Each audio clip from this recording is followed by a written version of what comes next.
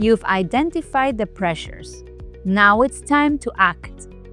Restoration doesn't stop at understanding the drivers of degradation.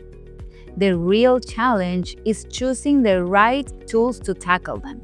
To make your restoration more effective and sustainable, do you also need to reshape incentives, strengthen policies, raise public awareness? The most effective solutions often combine multiple approaches, tailored to the context and drivers at play. In the next task, you will explore 3 powerful strategies that support long-term resilience. Using resources more efficiently, applying strategic planning and incentives, and strengthening communication and education.